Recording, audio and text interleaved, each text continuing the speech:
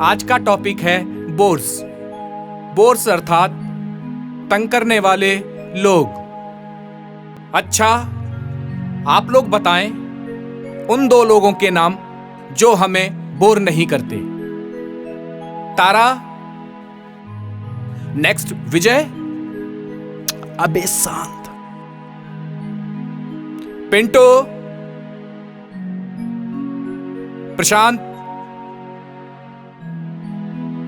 राजेश, सुनील,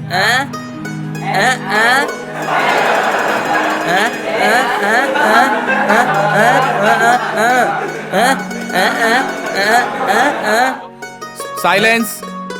एक गूंगा बताने का प्रयास कर रहा है, उसका जवाब आपको सम्मान करना चाहिए।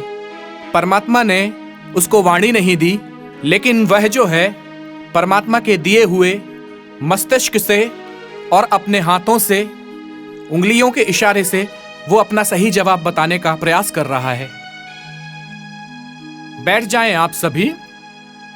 Naini, answer me name of 2 types of people जो तंग नहीं करते। सर, उद्योगी और व्यस्त लोग तंग नहीं करते हैं। Very good dear. और इन मूर्ख लड़कों को तो कुछ नहीं आता है। और आज की क्लास यहीं तक। Class is over. Thank you all of you.